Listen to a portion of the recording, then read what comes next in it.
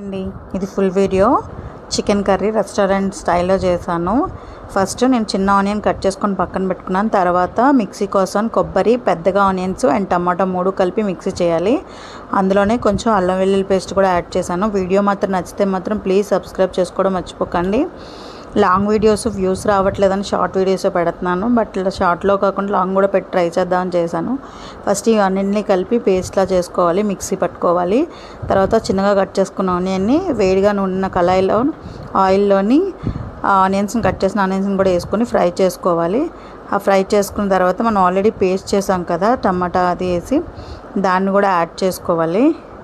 Add చేసుకొని వాటన్నిటిని కలిపి నీట్గా మిక్స్ చేసుకోవాలి. ఫ్రై చేసుకునేటప్పుడు మొత్తం అంతా పచ్చివాసన పోయినంత వరకు కాసేపు మూత పెడితే ఆయిల్ మనకి పైకి తేలుతుంది. కలర్ కూడా చేంజ్ అవుతుంది రెడ్ కలర్లో. అప్పుడు మనకి తెలుస్తుంది అన్నమాట డిఫరెన్స్, పచ్చివాసన పోయిందని. కాసేపు మూత పెట్టుకొని వదిలేసాను. మనం మిక్సీ ఆడినప్పుడు ఉంచిన లాస్ట్లో కొంచెం ఉంటుంది కదండి గ్రేవీలో పేస్ట్, ఆ పేస్ట్లో కొంచెం వాటర్ యాడ్ చేసుకొని కూడా వేసుకొని కాసేపు మూత పెట్టేశాను. తర్వాత చికెన్ నీట్గా క్లీన్ చేసుకొని పక్కన పెట్టుకున్నాను కదా, దాన్ని కూడా యాడ్ చేసుకున్నాను. వీటన్నిటిని బాగా మిక్స్ చేసుకొని కాసేపు చికెన్లో ఉన్న వాటర్ అంతా బయటకు వచ్చినంత వరకు మూత పెట్టుకొని వదిలేసాను. వాటర్ అంతా చూడండి పైకి తెలిపింది. వాటర్ అంతా తెలిపిన తర్వాత ఇప్పుడు మనకి కావాల్సిన కారము, ఉప్పు అండ్ మసాలా కూడా యాడ్ చేసుకోవాలి. నిజంగా టేస్ట్ మాత్రం చాలా బాగా వచ్చిందండి. ఇది చపాతీలోకైనా, నాన్లోకైనా, నెక్స్ట్ కర్రీ రైస్లోకైనా బాగుంటుంది. డిఫరెంట్గా ఎవరైనా వచ్చినప్పుడు బ్యాచిలర్స్ చేసుకోవచ్చు ఈజీగా. నెక్స్ట్ ఎవరైనా రిలేటివ్స్ కూడా సడన్గా వస్తే కూడా ఇలా కొంచెం డిఫరెంట్గా చేయొచ్చు కూడా. కారం కూడా కొంచెం స్పైసీగానే చేశానండి. నిజంగా టేస్ట్ మనకు చాలా బాగా వచ్చింది.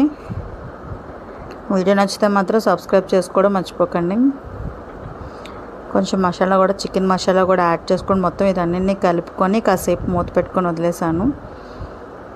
ఏంటంటే ఫస్టే వాటర్ వేసేస్తే మనకి కర్రీలో కారం అనేది అంతా చికెన్కి పట్టదండి. ఫస్ట్ బాగా పట్టిన తర్వాత అప్పుడు ఒక గ్లాస్ ఆఫ్ వాటర్, మీరు ఎంతమంది అంటే దాన్ని బట్టి వాటర్ కూడా క్వాంటిటీ పెంచుకోవచ్చు, కర్రీ బట్టి కూడా. చికెన్ కూడా మనకు ఉడికిందో లేదో తెలియడానికి ఇవ్వండి ఆయిల్ కూడా పైకి ఎలా తేడిందో. కొంచెం జీడిపప్పు కూడా యాడ్ చేసుకున్నాను, ఫ్రై జీడిపప్పే అది.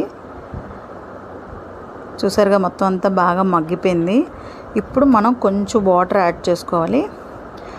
1 గ్లాస్ ఆఫ్ వాటర్ ఒకటే యాడ్ చేసుకున్నాను. యాడ్ చేసుకొని కాసేపు మిక్స్ చేసుకొని మళ్ళీ మూత పెట్టుకున్నాను దగ్గరగా గ్రేవీ అయినంత వరకు.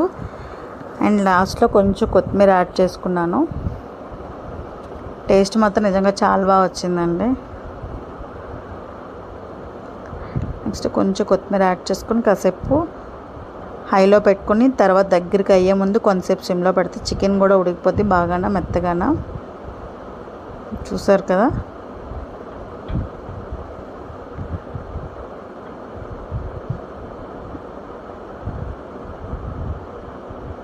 రైస్లోకి అయితే నాకైతే టేస్ట్ బాగా నచ్చింది. మీకు కానీ ఎవరికైనా ట్రై చేయాలనుకుంటే మాత్రం బ్యాచిలర్స్ కూడా ఈజీ చేసుకోవచ్చు. ఒకసారి ట్రై చేయండి కంపల్సరీ. ఇవ్వండి ఫైనల్ కర్రీ అది ఆఫ్ చేసిన తర్వాత ఇలా వేడివేడిగా. ఇది మా సండే స్పెషల్ చికెన్ కర్రీ అండి రెస్టారెంట్ స్టైల్లో. కొంచెం వేడి రైస్ మీద కర్రీ పెట్టుకొని తింటే నిజంగా చాలా అంటే చాలా బాగుంది. వీడియో నచ్చితే మాత్రం సబ్స్క్రైబ్ చేసుకోవడం మర్చిపోకండి. Thank you.